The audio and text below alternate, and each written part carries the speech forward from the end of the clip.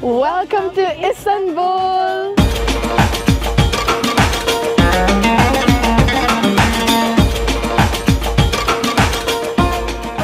Ito na pala yung sinasabi nilang madaming hills sa Istanbul because we are on our way to breakfast. We're gonna have some Turkish breakfast. Nandito na kami sa My Terrace restaurant and it has 3 floors. Hello. You want breakfast? Yes, please. Do you have a reservation or no? We have at 9. Is it okay? Well, that's Yes. Give you the table on the rooftop for 1 hour 10 minutes. Is it okay? Yes, perfect. It's fine. Yes. Okay. Ito na yung start ng pataas. Akyat. This is the 2nd floor. Maganda naman ang 2nd floor. Pero gusto namin rooftop eh. Pero dito tayo sa taas. So 3rd floor is banyo. But we are not yet there. Isang floor pa.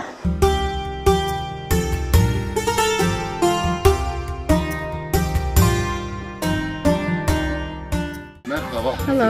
Good morning. Good morning. Morning. We have the Turkish breakfast. Yes, for 2. Okay.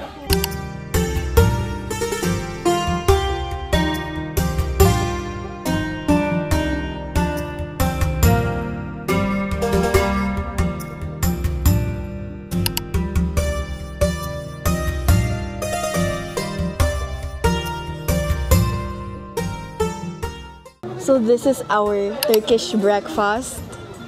Sobrang dami. We have omelette and lahat ng mga pika-pika hindi ko na alam. So mama's gonna have the first bite. This is the olive. Olive lang naman. Ano yung pagkaiba ng olive ng Istanbul tsaka olive ng Manila? Siyempre, ang egg naman, hindi naman iiba ang lasa ng egg kahit anong bansa ka pa. Kasi itlog lang naman siya. But let's try. Baka may seasoning siya. So this is the egg. Salty. I like it. Masarap to with kanin. Parang gusto ko ng kanin. Hindi, pero ang sarap ng itlog. Parang this is the type of itlog na bagay sa fried rice. Now, I'm gonna try simit. This is a popular bread here in Turkey. Madaming street food dito na simit ang binibenta. Tapos, yung mga vloggers, sinasabi nila, parang hindi nila gusto. I don't know why. Kung baka yung vendor nila hindi masarap magluto or it's actually simit na hindi masarap. I like it. What are they saying na hindi masarap? Masarap siya. Parang bagel yung consistency. Tastes like a bagel with sesame seeds on the outside. I'm gonna taste it with the jam. Oh, that's so red. I think it's like blueberry jam. Good. This is tahini. I always thought tahini is spicy. Pero I'll try. Peanut butter. Oh. Smells like peanut butter though. It's not peanut butter. I have no idea what that tastes like. But I can't compare it. Pero bagay siya with the banana. I'm not sure what this bread is called. Pero ang sarap niya. It's like fried bread. And it's really oily honestly. But ang sarap niya. It has a lot of texture which I like. Panalo to. Winner na to sa akin. So far, yung dalawang restaurants sa kinainan namin, hit! I love it! This is the honeycomb na sabi ni Mama, the best honeycomb of her life. I tried eating one. Wow, that's so sweet! Naubo ako sa tamis. It's sticking to the teeth. That's so sweet.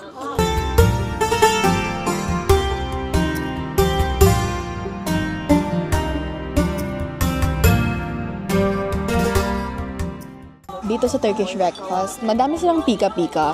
So I think you can eat it as is, but preferably, i-prepare mo. So yung gagawin ko is I got some bread, put some jam on it, and I got a mozzarella ball. So i-prepare ko siya. Ganito yung itsura niya. Bread, cheese, and jam.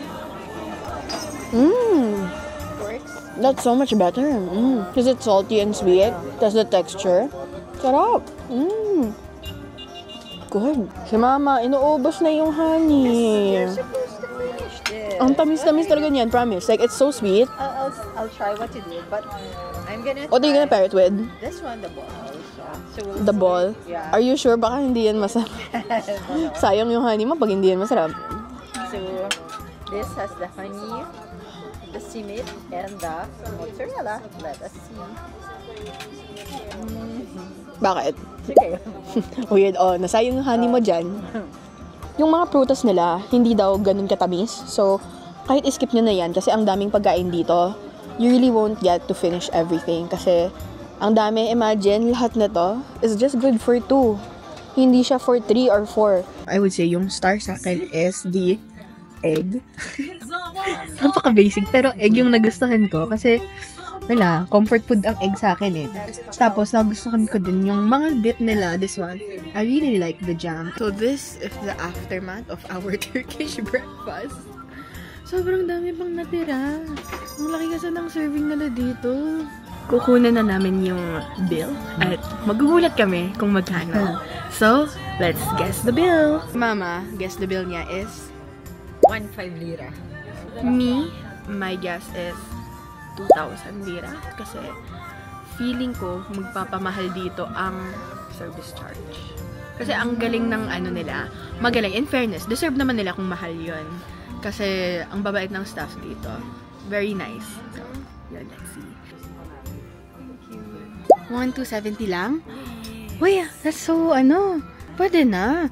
For this much food. So you can actually see here yung live view ng mga kumakain sa rooftop. So alam mo kung puno na siya or hindi. Right now, since it's a weekday, halos walang tao. Ang ganda. Pwede ka kumain dyan sa rooftop, walang katao-tao. Tapos here, you have the menu. Ayun ito yung in-order namin yung Turkish breakfast.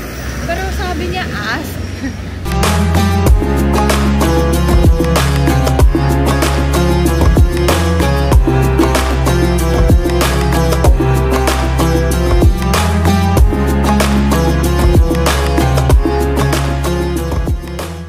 Hinahanap namin ang entrance ng Hagia Sophia because we're gonna buy a ticket now pa lang at ang daming tao.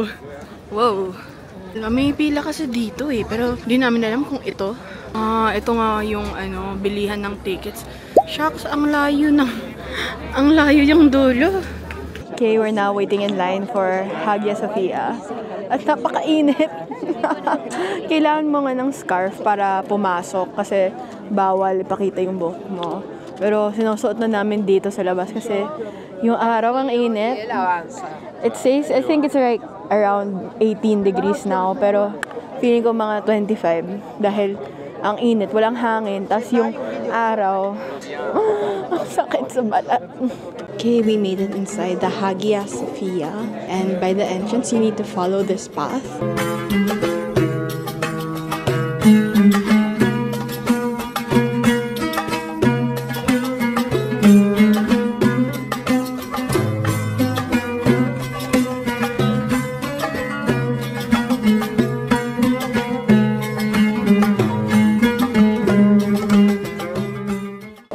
Masama mag-compare, pero parang hindi ako ganun ka-amazed sa paintings nila. Like, ito, maganda naman siya, pero feeling ko nag-expect ako ng mas intricate na design kasi parang hindi siya na-maintain ng maayos. Parang medyo nag-fade siya, tapos yung mga colors niya is not that vibrant. So, ayun, I don't know if it's because I've been to Spain na ang gaganda talaga ng mga mosque nila doon, as in it's really well kept. But yeah, ayan siya, nice naman siya. It just looks very faded, but okay naman siya. Medyo namamahalan na ako sa 25 euros kasi ito lang yung makikita mo, more of just the paintings on the ceiling and an overview of the second floor.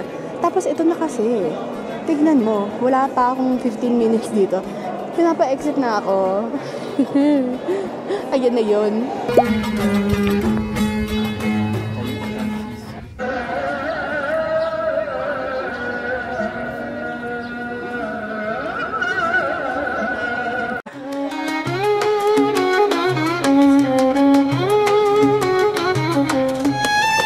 Okay, simit.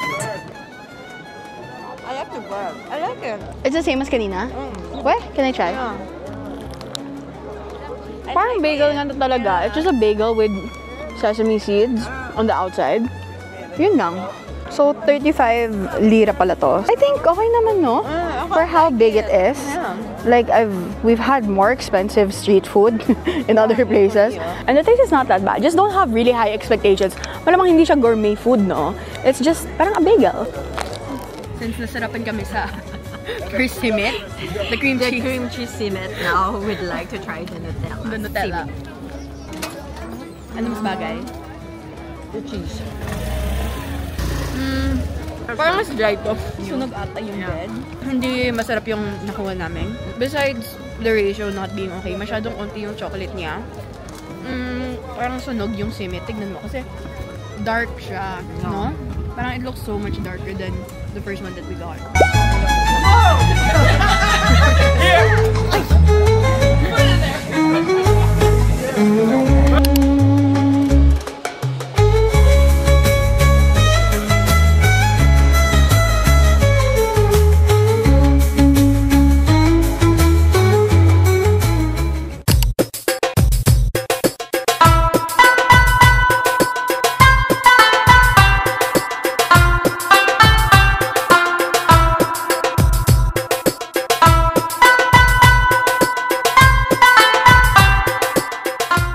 Tinitignan ko lang yung shop niya, tapos binigyan ako ng tea. Bait niya.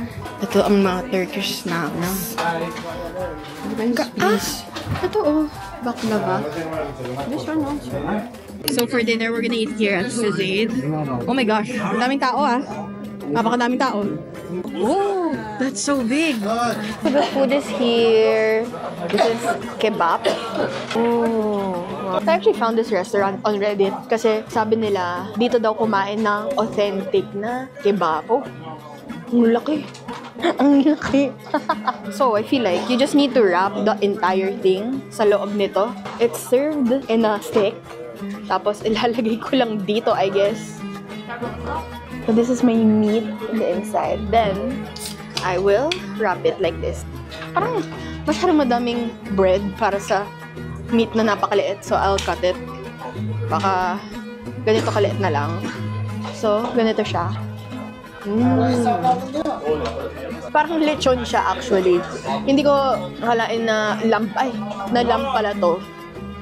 Baka gutom na ako. Pero masarap siya. Pero parang feeling ko kailangan niya ng sauce or something. Kasi very dry siya as it is. At sanay ako sa sauce sa Pilipinas, di ba? Napakadaming sauce. Garlic sauce specifically. Yun hinahanap ko. Pero hindi ko alam anong gagawin dito sa napakalaking bread.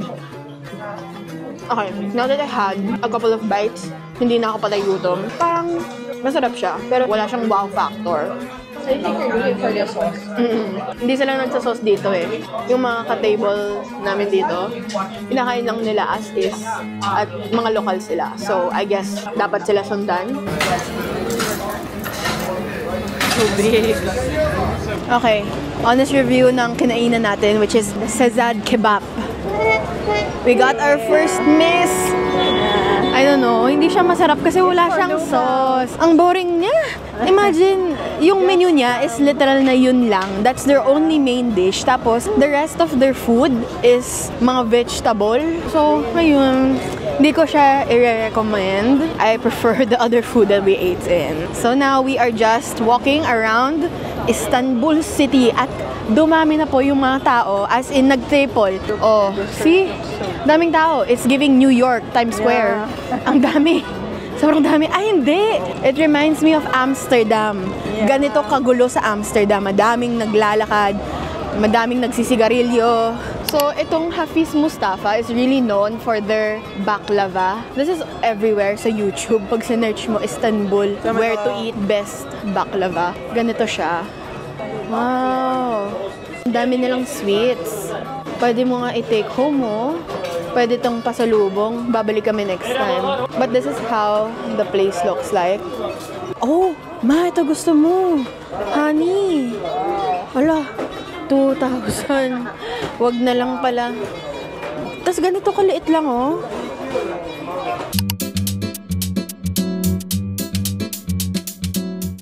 Ooh, that's the San Sebastian cheesecake.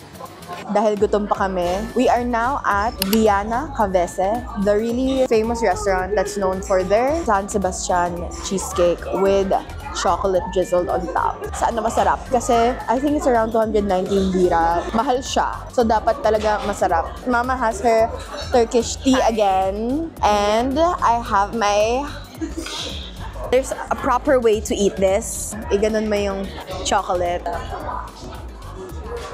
Oh. Puro chocolate lang nakuha ko. Ayan. This is the take 2. Mas diniin ko na at may cheesecake na siya. This is the cheesecake that everyone's been going crazy for on TikTok.